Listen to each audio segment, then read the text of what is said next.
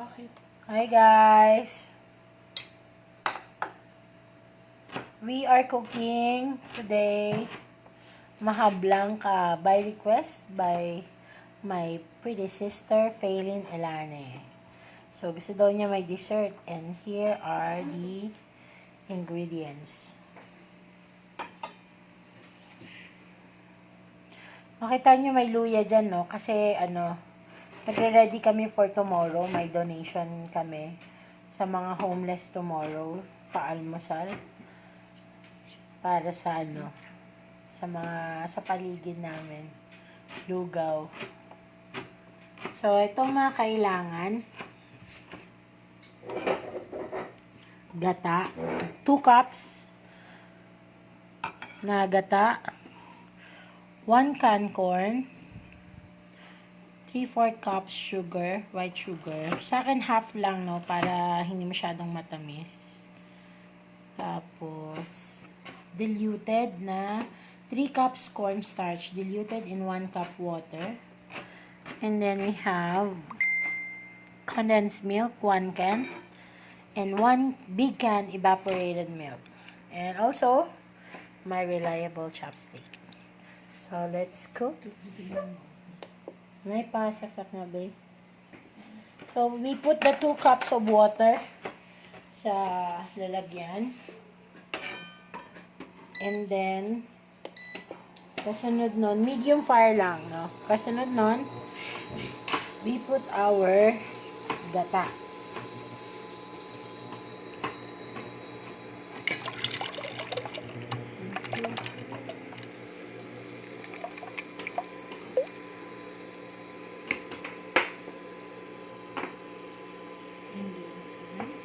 Next is, we put in our evaporated milk.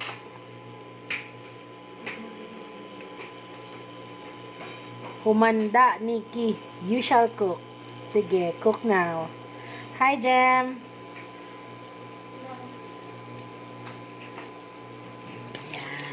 We will just let this one simmer.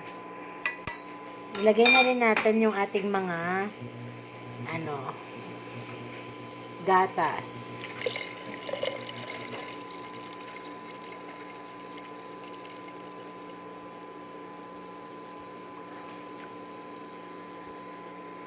Flex ko lang yung sister ko na excited magluto.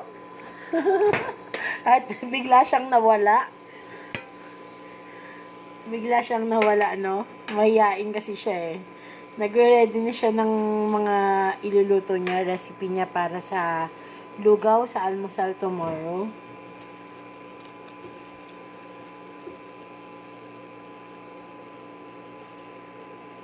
Hi, Joy!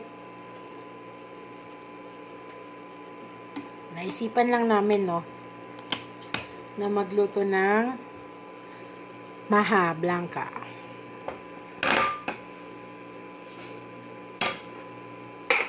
And then, next ko na i-add yung condensed milk. Yan.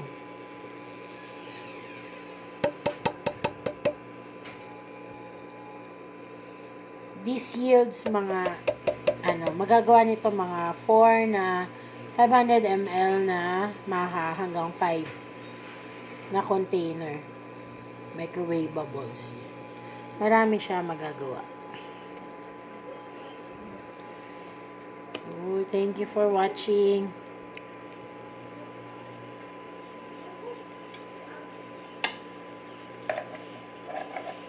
Well, we're still going with our donate a plate program, no, for the homeless. So those who would want to share with us their resources, you are free to do so. Just PM me or give me a ring. Yan. Hi doon daw Ate Nikki, sabi ni Bemi at ni Mai. So, hintayin lang natin mag-simmer ng konti yung ating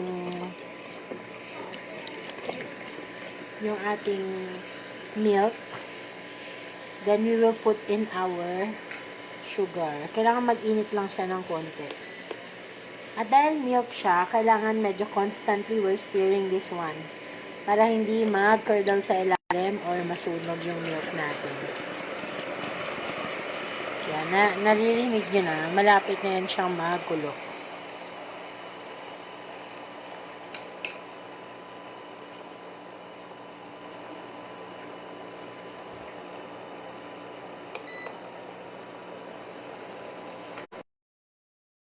Put in our sugar slowly.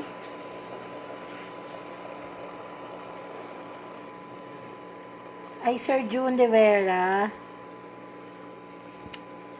watching from Pangasinan, right? Or La Union. Yan.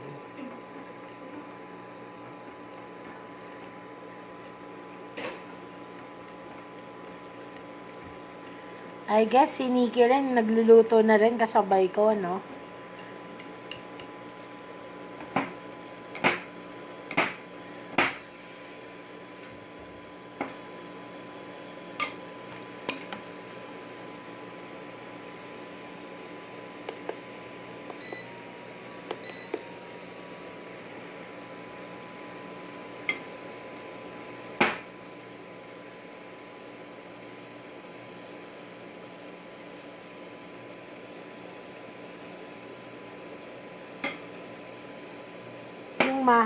Yung Maja Blanca, this is one of the easiest dessert na pwede nyo. No-fail recipe ito, no? Parang, pag sumobra, dagdag lang ng konting cornstarch. Pag maraming cornstarch ang nailagay, dagdag lang ng onti ng gata. So, generally, hindi talaga siya maselan na dessert. So, parang gelatin lang, madaling lutuin. Hi, Ate We. Yes, this is very yummy. Ang bango-bango ng milk with sugar and gata. As in. Hi, Doc. Doc Connie. Hello. So, this is a very easy recipe. Ang dali-dali lang niya na gawin. Kahit first time nyo nagagawa nito, makakasunod kayo sa kanya. Yun. Yes, of course naman po, pwede kayo gumamit ng sandok. Hindi lang chopstick. Nakasanayan ko lang talaga chopstick. It's easier na mag-move around sa mga wok and sa mga kaserola at kawali ko, no? I'm using Tupper Chef Inspire Stock Pot with glass cover. This is the 1.5 liter. So, mas madaling magluto dito, mas madaling uminit sa induction cooker. Ayan. Hi, Marie Chris! Yes, pinadala na kita nito, Ate We. So, sa mga gustong mag-dessert pero hindi available yung mga online na ino-orderan natin, why order online when you can make your own? This is very easy recipe. This is a hand-down recipe from my grandmother to my mother to me. So, dali-dali lang niya gawin. Hi, Attorney Glenda. Hi, Ate Ricel. Uy, si Brad Jordan nanonood. Medyo napaso ako dun, no? Yan, daldal kasi. Nakatingin sa iba. So, yon, mabilis mabilis ma-heat yung ating Tupper Chef. Buti na lang, konti lang ang kanyang apaw. Lagay na natin ang ating corn. Yan. Para hindi apaw masyado. So, at this point, iti-turn down na natin yung heat kasi i-add na natin yung ating diluted na cornstarch. Ito talaga yung magpapabuo sa kanya. Sabi nga sa, you complete me. Yan ang cornstarch natin. Pero dahan-dahan natin siya i-add. And since ako lang naghahawak, baba ko muna.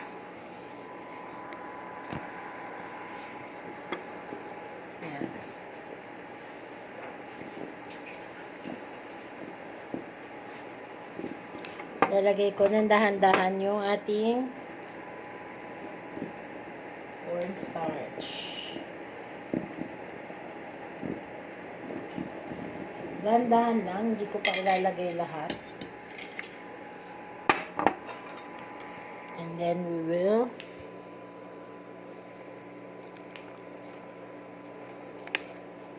stir it. Constant stirring kailangan. Yun. Kanina kung saan-saan kasi ako nagbabasa, no?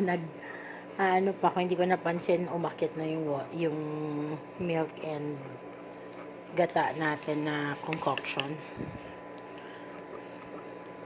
Mag-a-add pa tayo mamaya ng konti pang starch kasi hindi pa siya bumubuo. Kailangan yung consistency niya parang mabigat na siya, no? Yan. Tapos ibaba na natin yung temperature. That of milk na lang.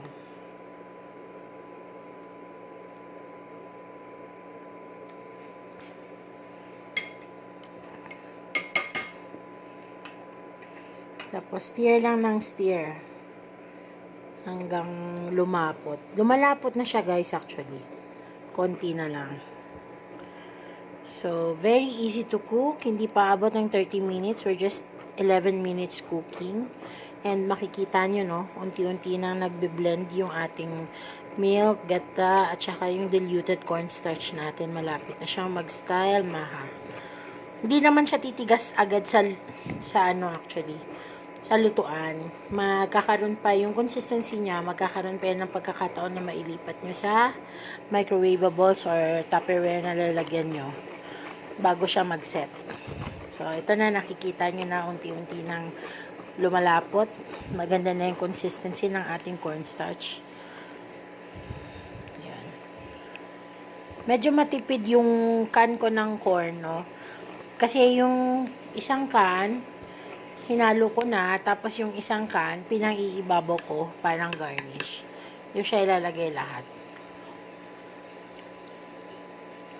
Tapos ang maganda dito, dahil may gata, tapos may milk, ang katang ng lasa niya, not the usual ones you see sa street, no?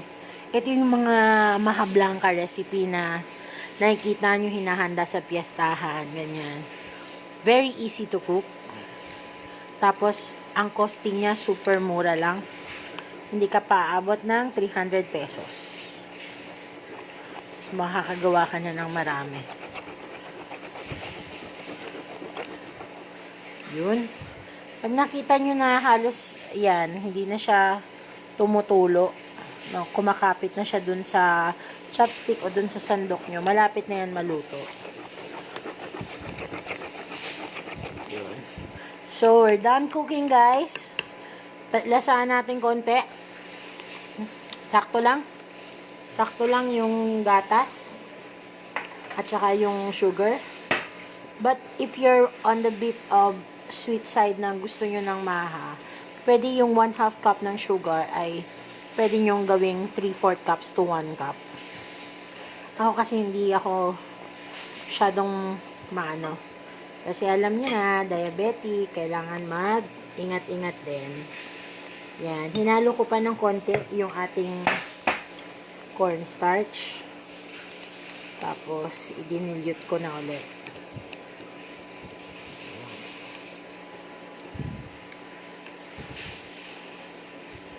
Hi, Kuya Cliff. Happy watching. Sana nakakasunod kayo. Ito na. In 15 minutes, we have a Maja Blanca. Ready for plating na, no? Ipapaset na natin siya. So, happy cooking, guys. Madali lang lutuin. As usual, we have still 7 days before the quarantine is lifted, no?